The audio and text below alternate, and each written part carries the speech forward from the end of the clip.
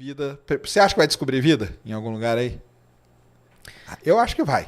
Olha, no sistema solar. No próprio aí. sistema solar, né? Eu também acho. Assim, antigamente quando a moçada não conhecia extremófilos, né? Pessoal galera que assiste a biologia com a gente, né? Seres extremófilos que vivem em condições extremas. Antigamente a galera pensava que para ter vida tinha que ter luz, tinha que ter oxigênio. E, pô, a gente sabe hoje em dia que existem os chamados quimiosintetizantes, que eles conseguem produzir os alimentos deles sem precisar de luz, a partir de reações químicas inorgânicas. E isso tu encontra em tudo quanto é canto. Né? O cara, de repente, não precisa de oxigênio, tem vários seres anaeróbicos. Então, a descoberta dos extremófilos ampliou violentamente a possibilidade de vida. Porque a gente estava procurando aquela vida tradicional, né? Uma bactéria, uma alga fazendo fotossíntese. Então ela tem que ter ali na luz, tem que ter ali o oxigênio. E hoje em dia tu pega, por exemplo, lugares na Antártida, no Lago Vostok. Isso. Né? Lá no gelo, quilômetros abaixo da capa de gelo, pocinha de água lá embaixo e tem um bichinho vivendo feliz lá. Numa condição que é praticamente extraterrestre, né? Exato. Uma condição, por exemplo, que não é difícil você encontrar em alguma lua de alguns planetas do sistema solar. Né? Então, é difícil vai ser a gente chegar nesses caras, né? Talvez. Sim. Isso sim. Talvez, mas é bem possível que eles estejam lá. Tem tempo para isso, né? Tem substâncias químicas para isso. Se aconteceu na Terra, né? Exato. É mais ou menos a mesma visão que eu tenho.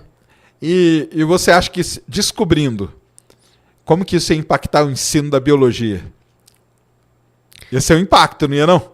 Ia ser um impacto talvez mais ou menos, tá? Sabe por que eu acho isso? Porque na biologia tem algumas regras muito, muito bem estabelecidas, né? Quando Darwin colocou a teoria da evolução, né, e o neodarwinismo foi lá e somou a genética com as ideias de evolução, é um modelo, Sérgio, que funciona para qualquer lugar do universo, né? Se você tiver, por exemplo, lá um material genético, um livro de receitas para formar você. Esse material genético aqui na Terra é o DNA. Puta, mas tem vírus que é de RNA.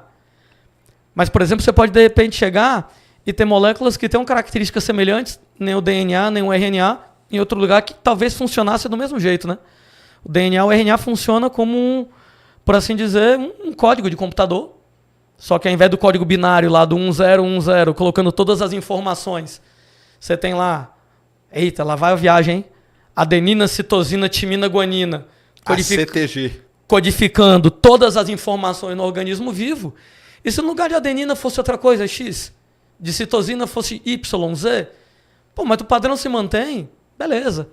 Aí tu tem uma variabilidade em cima disso, uma mutação acontecendo para surgirem novas características.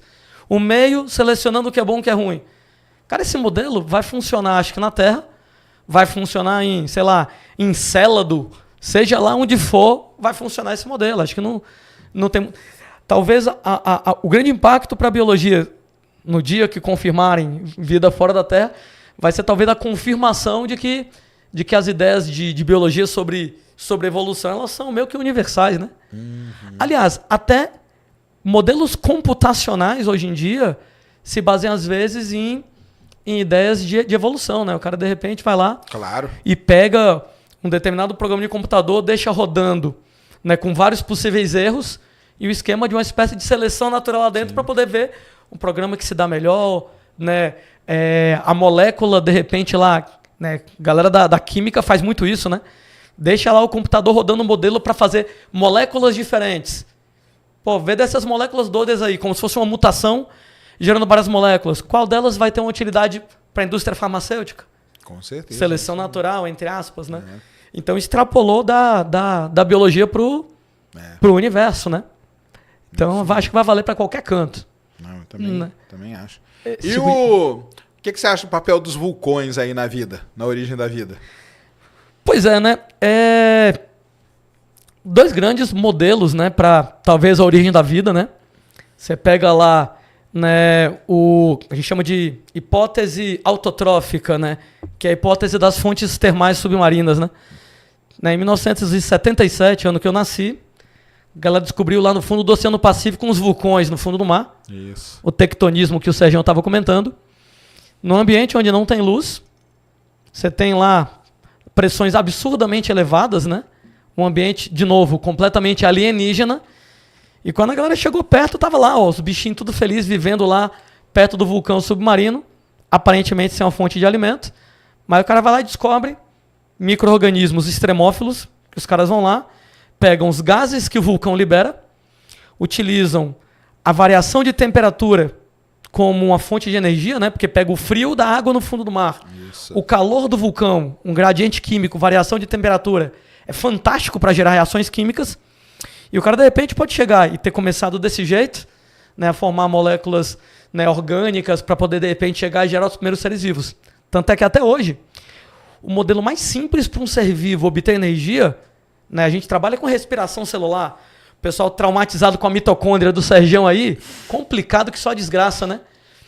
Fermentação, complicado. Não, são traumatizados com outra mitocôndria. Depois eu te falo qual é. Eva mitocondrial. Conhece a história da Eva? Sim. Aí, pode chegar lá já nesse papo. Aí tu pega, por exemplo, lá, um cara que faz uma reação química extremamente simples como fonte de energia, a galera pensa, se é simples, talvez tenha sido a primeira, né? E tenha surgido as outras. Sim. Então essa é uma hipótese autotrófica, o primeiro ser vivo teria surgido no fundo do oceano, perto dessas fontes vulcânicas, usando variação de temperatura como um gradiente de uma fonte de energia para formar as primeiras moléculas orgânicas por quimiossíntese. É uma, né? Mas aí tem a outra também, que é a evolução gradual dos sistemas químicos, né? Atmosfera primitiva, metano, amônia, vapor d'água e hidrogênio, raios, Isso. descargas elétricas batendo em cima, fazendo esses caras reagirem para produzir aminoácidos, depois proteínas, né, coacervados, células. Eu acho, viu, Sérgio, que deve ter sido mais ou menos uma soma das duas. Deve ter tido um aspecto dos dois. Tanto o aspecto lá dos gases influenciando, como talvez, de repente, lá o aspecto do tectonismo, do vulcanismo, contribuindo para o surgimento de moléculas orgânicas. E ainda tem o problema lá dos asteroides trazendo moléculas orgânicas para o planeta, né? Você tem lá, né, que asteroide, a galera já encontrou várias moléculas orgânicas em asteroides, em meteoritos, né, quando cai na Terra lá em meteoritos, né, que dificilmente tenham trazido talvez um organismo vivo. Mas moléculas orgânicas, soma tudo, joga numa sopa, que eram os mares primitivos e talvez tenha surgido a vida aí. Talvez, né? É um dos grandes mistérios, né? É um dos grandes mistérios. Eu acho que tem dois grandes mistérios. Um é como surgiu a vida na Terra e outro é como surgiu a água na Terra, que é uma outra grande discussão que tem, que o pessoal discute se veio de asteroide, pode ter vindo uma parte de cometa, a Terra pode ter nascido já molhada, que o pessoal fala. Então, são duas... E pior que são duas questões que são fundamentais, né? Inevitavelmente. E assim, né? A origem da água sem água não teria, inevitavelmente, como ter vida, claro, né? Como a gente conhece. Como a gente conhece, isso aí. Mas aí a galera, por exemplo, a gente dando aula sobre isso, às vezes a galera se empolga, né? Ah, Landim, se fosse vida assim, assim, assado. Não, peraí, calma. Tu não acha que é complicado demais, não? Já é difícil tu querer imaginar a origem da vida na Terra. Tu sabendo que a Terra existe, tu sabendo como é a Terra, tu vai querer imaginar como é a origem da vida no lugar. Tu nem sabe se existe. Quanto mais como ele seria, é exportar o problema, né? Aí nessa hora a gente vai para na Vale de Ocã, a explicação mais simples deve ser a mais correta. Vamos pensar numa solução caseira para a origem da vida, que deve ser um pouco mais fácil de pensar. E você acha que seria mais legal o quê? Encontrar uma vida parecida com a nossa ou diferente? Parecida ou diferente. Toda vez que aparece uma história dessas de ET disso, ET daquilo, professor de biologia... Não tô falando de ET, não. Não sei, tudo bem, mas veja bem. Professor de biologia vai começar a ficar doido, né? Peraí, como assim? Como é que vai funcionar? Como é que é o material genético de um cara desses? Porque o DNA não tem como ser igual ao nosso. Seria uma coincidência improvável, absurda, de repente, disso acontecer. Sim. Né? Mas, por outro lado, como é que iria funcionar? Então, talvez um modelo muito parecido com o nosso, Sérgio. Talvez um modelo muito parecido, não as mesmas estruturas, não as mesmas moléculas, mas moléculas equivalentes, moléculas análogas, né? E aí vem a química de novo. Tu pega, por exemplo, lá, fósforo. Pô, fósforo, tem lugares onde a moçada não achou fósforo, mas tem arsênio. E aí, por exemplo, arsênio é parecido na tabela periódica, né? Inclusive, a galera descobriu algum tempo atrás alguns micro-organismos na Terra que usam arsênio no lugar do fósforo. Beleza, talvez funcione desse jeito em outro lugar, né? Então, essas substituições talvez viáveis. Talvez, né? Mas o esqueleto básico, eu não consigo imaginar como é que Entendi. foge muito disso. Tá. Como é que é o esqueleto básico? É um material genético, o livro de receitas de como produzir você, que ele tem que ter duas coisas. Ele tem que ser capaz de se replicar, porque para o biólogo, qual é a principal característica que define a vida? Habilidade de reprodução. Ah, isso que eu ia até perguntar. Como que você define a vida, né? Porque já é uma definição complicada, né? Caramba, é complicadíssimo, né? A gente até brinca que se alguém definir a vida como sendo ausência de morte, é uma definição tão boa quanto qualquer outra. Porque tu pega nos livros as definições de vida, o cara tenta ser chique, sofisticado. Cara, tu até ri às vezes, né? Porque o cara quer inventar demais na definição de vida aí. E é muito complicado. Então, a gente em biologia evita definir vida. É complicado. A gente prefere, como a gente fala lá no Ceará, comendo pelas beiradas, pega as características que definem o ser vivo. Então, se o ser vivo, se o organismo, se a estrutura tiver isso e aquilo, ela deve ser provavelmente um organismo vivo. Tá. É o caso, por exemplo, lá, de consenso entre os biólogos, habilidade de reprodução. Né? Aquela clássica pergunta da filosofia. Qual é o sentido da vida? A biologia tem uma resposta muito simples para isso. Você existe para botar menino no mundo. Entendi. Você existe para se reproduzir. Tá certo. Né? Se você morrer e seus filhos continuarem no universo, morra feliz, você está com a missão cumprida. Você fez seu papel. Né? Você fez seu papel no universo. Então, reprodução, né? Metabolismo, um conjunto de reações químicas próprias. Homeostase, que é a capacidade de manter o corpo constante e organizado para poder fazer aquilo. Se um cara tiver isso, ele vai provavelmente ser vivo. Agora, para ele ser capaz de se reproduzir, ter metabolismo, aí entra o material genético, né? Porque aqui, ó, Landinho, o que é o material genético? Aí a galera vai dizer o DNA. Tudo bem, mas um alienígena. Pode ser o DNA, pode ser o XNA. Fato é que, para ser um material genético, ele vai ter que ter, como eu disse, ser uma receita de como produzir você, ser que nem lá um chip de computador, uma memória de um computador que tem toda uma programação de como produzir você do zero. Como é que produz seu dedo, seu cabelo, seu pé, tá tudo registrado. E, além de ter essa receita, ela tem que ser capaz de se reproduzir, né? Porque Claro. eu tiver a receita de como fazer o landim, E não ter como fazer, né? acabou em Não mim, adianta, porra, né? morreu, já era. Então eu tenho que ter a habilidade nesse caso de pegar essa receita, fazer uma xerox dela, passar pro meu filho ser o mais parecido possível comigo. Então, por isso que eu acredito que esse modelo vai ser muito difícil de encontrar alguma forma de vida muito fora desse modelo. Entendi. Né? Muito fora.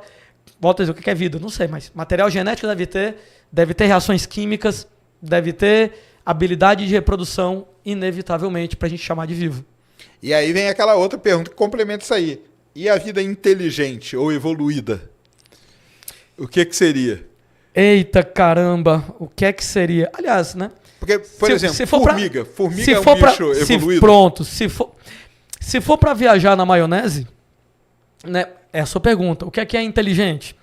Porque, por exemplo, tem vários tipos de inteligência. Por exemplo, a gente sabe lá que não apenas em mamíferos, como, por exemplo, macacos são extremamente inteligentes, constroem ferramentas. Né? Não é uma ferramenta que nem uma garrafa de água dessa, mas o cara vai lá, pega uma pedrinha e usa como um martelo. Vai lá, o macaco pega um graveto e enfia no cupinzeiro para a formiga subir e ele pegar e comer. É uma ferramenta. Mas não é só macaco que faz isso. Golfinhos fazem isso. E não é só mamífero, não. Corvos são extremamente inteligentes. Né? Tu vê na internet aí, você pegar vídeo de corvo fazendo as coisas. Cara, que bicho Caramba, eu nunca vi, não. É mesmo? Cara, tem uns vídeos muito legais. Tá um recipiente de água e o corvo não consegue alcançar com o bico. Eu já vi. Isso aí eu já vi. Filha da mãe vai lá, pega pedra, coloca 1, 2, 3 até o nível da água subir e beber água. Aquele que ele empurra a semente também, né? Pelo amor de Deus, o cara é mais inteligente do que eu, pô. Nós trouxemos, né, Cris? Nós trouxemos uma galinha aqui, com o Richard Rasmussen. Colocamos uma galinha aqui em cima. A galinha treinada. Aí colocou um quadradinho, um círculo e um hexágono. A galinha só bicava o hexágono, cara. Outro vídeo de corvo muito legal. O corvo aprendeu a ficar em cima do semáforo, esperando os carros passar. Então ele joga a semente, pro carro passar, quebrar a semente e ele comer. Olha isso. Pô, isso é um tipo de inteligência. Agora, claro, né, isso aí viajando na maionese. Agora, a inteligência mais semelhante a nossa, Sérgio, olha, complicado, né? Não sei. Agora sim, né? O universo é tão grande que Não, Talvez, porque até a eu gente talvez fala não tenha resposta para não, isso. porque vai achar uma vida evoluída. Pô, por que é uma vida evoluída ou inteligente? Abelha. Você vai dizer que a abelha não é um bicho inteligente? É inteligente. Formiga. Inteligência. Sabe que tem que ficar junto ali. Tem um senso de comunidade. Se tiver tempo suficiente, é inevitável que uma bactéria ela vai provavelmente ficar mais complexo. É porque é o seguinte, evolução em biologia é diferente de evolução na nossa linguagem cotidiana. Sim. Porque evolução na sua vida cotidiana é o quê? É melhorar. Olha que pessoa evoluída, como ela é melhor do que as outras. Que é aonde, pra mim, ferra tudo, cara. Enquanto que... Essa palavra evolução. Pronto. E evolução em biologia, evolução é qualquer alteração em uma população ao longo do tempo. Cara, qualquer alteração. A evolução pode ser para melhor, para pior. Pode ser para mais simples, para mais complexo. Pode ser para mais adaptado, para menos adaptado. Mas assim, né? Tem aquela ferramentazinha lá da natureza, a boa e velha seleção natural, que diz que se você mudar para pior, você dança. Mas se você pode mudar para pior, pode. Então, quando você pega, por exemplo, começa... Mas pode mudar para pior naquele esquema que a gente falou. Às vezes, talvez, o sistema, sei lá, tem algum tipo de inteligência que ele faz você recuar para passar por alguma coisa para depois melhorar. Será que não? Pode ser também, né? Por exemplo, por que alguém vai dizer assim, Landim, se a evolução ela funciona desse jeito, pode ser para melhor ou para pior. Por que as bactérias do planeta que surgiram, a primeira forma de vida no planeta, há 3,7 bilhões de anos atrás, foram bactérias, né? Nós temos fósseis, né, dessas criaturas. E se a evolução ela vai nos dois sentidos, por que essa bactéria não evoluiu para alguma coisa mais simples? Porque o que acontece é o seguinte, tu é uma bactéria. Se tu evoluir para mais simples, já vai ter outra bactéria lá para tu competir. Onde é que não tem competição com você? Se você evoluir para mais complexo. Você segue então, o andar de cima está sempre livre. Uhum. Então, a gente tem a falsa impressão de evolução deixar a galera complexa, de evolução deixar a galera melhor, porque o andar de baixo está sempre ocupado. Então, quem evolui, entre aspas, para baixo, pode acontecer, mas vai ter que competir com a galera que está aqui no primeiro andar, e quem evolui para cima está livre. Só que aí, outro cara evolui, você vai sempre pro andar de cima dar a impressão de melhorar. Por isso que, uma vez que você tem uma bactéria em algum lugar do universo, aí é meio que quase inevitável elas começarem lá a se organizar em colônias, várias bactérias juntas. Para quê? Proteção.